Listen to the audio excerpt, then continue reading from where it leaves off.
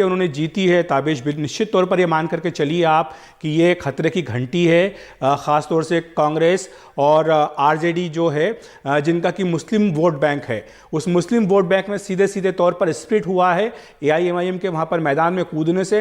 और आप ये भी देखिए कि एमआईएम जो था वो अकेला वहाँ पर चुनाव मैदान में नहीं उतरा था, एक गठबंधन बना करके बाकायदा वो उतरे थे, इसमें कि आरएलएसपी भी थी, जिसमें कि बीएसपी भी थी। तो ऐसा उन्होंने अपना किला बनाया था कि जिसमें कोशिश यही थी कि जो बीजेपी जेडीयू विरोधी वोट हैं उनका बंटवारा हो सके। और बिल्कुल जो परिणाम आए हैं, रुझान आए हैं, उससे साफ हो रहा है कि वो जो रणनीति है उसने ज़मीन पर काम किया। वरना हैदराबाद की एक पार्टी बिहार में आकर के इतना अच्छा प्रदर्शन करे, पहले महाराष्ट्र में उन्होंने अच्छा प्रदर्शन किया था, और अब ये मान करके चला जा रहा है कि जो बिहार में उनका प्रदर्शन आया है ओवैसी का, इसके बाद जो अगले साल चुनाव होने जा रहे हैं पश्चिम बंगाल के, असम के, वहाँ पर निश्चित तौर पर अपना पूरा दम लगाएंगे। और ये देखने वाली बात इसलिए भी है क्योंकि जो बिहार की उनकी पार्टियां गठबंधन में वो कुछ ज़्यादा खास नहीं कर पाई, उनकी सीटें निकल आई। कोई सिर्फ बीएसपी की एक सीट निकली है, आरएलएसपी तो कहीं पर खाता उनका खुला नहीं है। तो ऐसे में बिल्कुल साफ तो पप्पू यादव, जिनके बारे में इतना कहा गया कि वो ये कर देंगे वो कर देंगे, वो शायद अपनी जो सीट पर चुनाव लड़े थे तीसरे नंबर पर आए।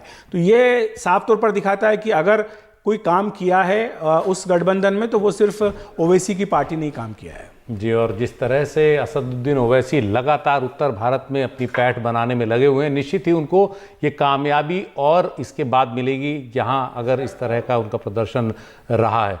वक्त एक ब्रेक का, ब्रेक के बाद आरजेडी की शिकायतें सुनेंगे, उस पर चुनाव आयोग का जवाब सुनेंगे और फिर ओवैसी की बात सुनेंगे। ओवैसी इन चुनाव परिणामों को किस तरह से देखते हैं की है।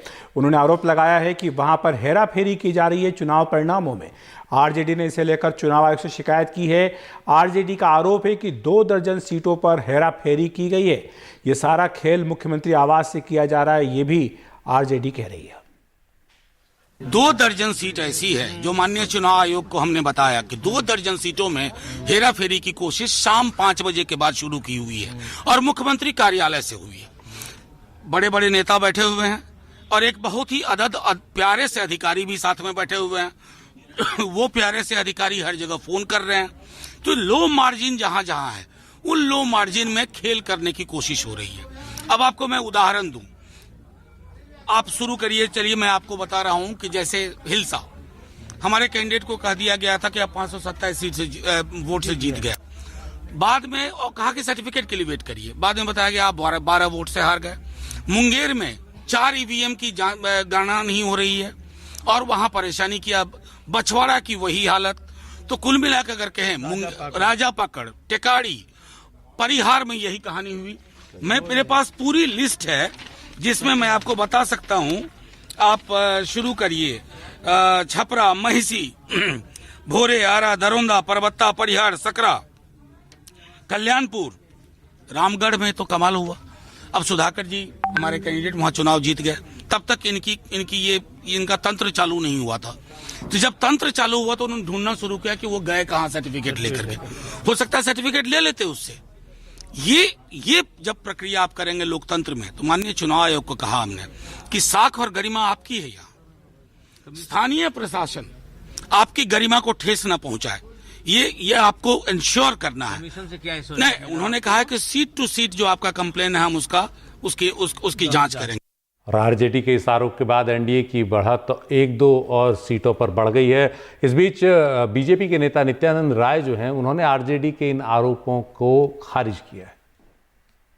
जिस प्रकार से आरजेडी और महागठबंधन के लोग अपने चरित्र को उजागर कर रहे हैं, पुराने इतिहास को दोहराने की कोशिश कर रहे हैं, भ्रम फैलाने की कोशिश कर रहे हैं, कहीं पूरा चुनाव आयोग के देख रेख में, चुनाव आयोग के गाइडलाइन के हिसाब से हो रहा है, तब कोई सवाल उठाना, प्रशासन पे सवाल उठाना या किसी सरकार पर सवाल उठाना, वह बिल्कुल ही निराधार है, भ्रम फैलाना वाला है।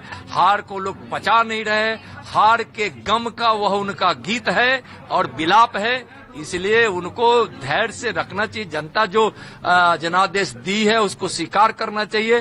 फिर अपनी हार का ठिकाना किसी पर फोड़ने की जरूरत नहीं है, खुद अपने गिरबान में झांके। तो आरजेडी जो है वो सवाल उठा रही है, जिस पर बीजेपी भी जवाब दे रही है कि शायद हार रहे हैं, इसकी घबराहट वहां पर नजर आ रही है। उमा हमारे साथ मौजूद हैं और साथ ही मनीष हमारे साथ जुड़े हुए हैं। उमा, आपके पास आना चाहेंगे, वहाँ पर क्या कुछ चल रहा है ये आप बताइए। आरजेडी ने तो बड़ा इल्ज़ाम लगा दिया है और उसको लेकर बीजेपी ने भी साफ यहाँ पर कहते हुए नजर आया कि कहीं हार की घबराहट तो नहीं है। जी देखिए, आरजेडी ने गंभीर आरोप लगाया है और आरजेडी ने 119 जो विधानसभा क्षेत्र है उसकी सूची भी जारी की कि यहाँ उनके कैंडिडेट जीत गए थे। हालांकि इलेक्शन कमीशन ने 10 बजे की जो पीसी थी उसमें अपनी सफाई दी और कहा कि ऐसा कुछ नहीं है। और दूसरी बात यह है कि कांग्रेस ने भी आरोप लगाया, खासतौर पर राजापाकर और सकड़ा को लेकर, जहाँ उनके कैंडिडेट को पहले जीता हुआ बताया गया था और बाद में उनको हारा हुआ बता दिया गया। तो ये एक गंभीर आरोप है। इलेक्शन कमीशन में शिकायत की जा चुकी है, इलेक्शन कमीशन ने भरोसा दिया है, जिसका जिक्र खुद मनोज झा कर रहे थे। लेकिन अहम बात यह है कि जो समर्थकों की जो यहाँ तेजस्वी यादव के घर के बाहर जो जमावड़ा है, वो उस जमावड़े में ऐसी कोई बात नहीं नजर आती कि जिसको लेकर ये कहा जाए कि आरजेडी जो है वो इसको एक आंदोलन के रूप में आगे बढ़ाने जा रही है, ऐसी उसकी मंशा नजर आती है। तो ये एक अब रूटीन सा मामला मुझे लगता है कि बनकर रह गया है और जो एक गैप जो कि तकरीबन 14 सीटों का गैप जो है वो नज़र आ रहा है, वो लगता है कि एक फाइनल नतीजे की तरफ बढ़ रहा है। लेकिन हाँ, इतना ज़रूर है कि आरजेडी अपनी तरफ से पूरी कोशिश करेगी कि वो इलेक्शन कमीशन पर दबाव बनाए और जहाँ जहाँ वो रिकाउंटिंग की कुछ मांग कर रही है वहाँ पे रिकाउंटिंग करवाने में वो कामयाब हो। उमा, इसमें एक बात जो सामने दिख रही है वो ये है कि ठीक है कि अभी फ़िलहाल तो एनडीए के पक्ष में पलड़ा जो है वो झुका हुआ है, लेकिन फिर भी जिस तरह से शाम तक त्रिशंकु विधानसभा का इशारा मिल रहा था, क्या आपकी कोई बातचीत हुई है आरजेडी के नेताओं से कि क्या उन्होंने इस बारे में आगे टटोला हो कि क्या कोई संभावना बन सकती है उनकी किसी तरह से कि वो भी एक सरकार बनाने की कोशिश करें? जी देखिए अखिलेश, दिन भर आरजेडी की तरफ से दावा किया जाता रहा कि शाम 7 बजे के बाद जो है वो पूरी तस्वीर सामने आ जाएगी और आरजेडी जो है और महागठबंधन अपने बूते सरकार बनाने की हालत में होगी।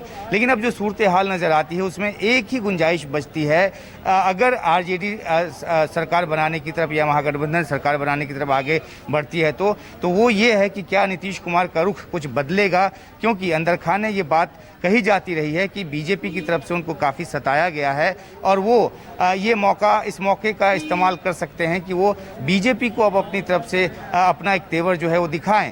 हालांकि ये भीतर खाने की बात है, किसी बात की ऐसी तस्दीक नहीं है, लेकिन ये भी कहा जा रहा है कि नीतीश कुमार की जो बातचीत है वो आरजेडी के टॉप लीडरशिप से उनके लोगों की बात हुई है और इस दिशा में आगे कुछ संभव है। क्योंकि एक बात है कि बीजेपी ने तो अपनी तरफ से कमिटमेंट दिया हुआ है, बीजेपी उस कमिटमेंट से पीछे नहीं जा सकती, लेकिन क्या उस कमिटमेंट, क्योंकि अब अगर वो पीछे जाती है तो फिर तो नीतीश कुमार को सीएम नहीं बनाती है तो वो तो बिल्कुल गठबंधन में नहीं रहेंगे, एनडीए में नहीं रहेंगे, फिर तो अपनी राह अलग ले ही लेंगे। लेकिन बीजेपी सीएम बनाती है, उसके बावजूद क्या नीतीश कुमार उनके साथ, उनकी पार्टी के साथ जिस तरह की उनकी सीटें घटी है, तो क्या वो मुनासिब समझेंगे कि बीजेपी के साथ बने रहें या फिर वो अपनी एक अलग राह लें? अखिलेश जी, और मनीष कुमार भी हमारे साथ हैं। मनीष, अब तो आधी रात हो गई है, नतीजा अभी तक फाइनल नहीं हुआ, हालांकि 124 पर अब एनडीए दिखाई दे रहा है। आपको क्या लगता है कल सुबह किसकी सरकार बिहार में होगी? निश्चित रूप से एक बार फिर आपको नीतीश कुमार की ही सरकार देखने को मिलेगी, क्योंकि कल पहली बात तो है कि नीतीश कुमार विधिवत रूप से इस्तीफा देंगे। उसके बाद जब चुनाव आयोग जो है सारे रिजल्ट्स को नोटिफाई कर देगा, उसके बाद उसी आधार पर सभी अपने सहयोगियों का पत्र लेकर नीतीश कुमार या तो कल या परसों तक वो अपना दावा भी पेश करेंगे। हाँ, एक बात जो काफ़ी कुछ स्पेकुलेशन चल रहा है, लेकिन फ़िलहाल नहीं दिख रहा है कि वो बीजेपी का साथ छोड़ेंगे, क्योंकि उन्हें मालूम है कि जो कंफर्ट लेवल उनको बीजेपी के साथ है, शायद सरकार चलाने में आरजेडी के साथ वो संभव नहीं है। लेकिन एक सवाल सब लोग कर रहे हैं कि अब वो नंबर 3 की पार्टी हो गए हैं। हालांकि पिछली बार 2015 में भी उनको अपने सहयोगी, उस समय की सहयोगी आरजेडी से कम सीटें आई थी और चूंकि लालू यादव ने पहले ही कह दिया था कि कम सीटें आने पर भी मुख्यमंत्री नीतीश कुमार ही होंगे, तो वो मुख्यमंत्री बने थे। लेकिन उसमें जो सीटों का फासला था वो काफ़ी 10 सीटों का ही फासला था। लेकिन इस बार अगर आप देखेंगे तो ये 30 से 40 सीटों का, 30 से अधिक सीटों का फासला है, जो कि एक तरह से आप कह सकते हैं कि जो व्यक्ति 15 साल तक मुख्यमंत्री रहा है उसके लिए काफ़ी एक तरह से एम्बैरेसमेंट होगा। लेकिन सब लोग मानकर यह चल रहे हैं कि जो बीजेपी का केंद्रीय नेतृत्व भी है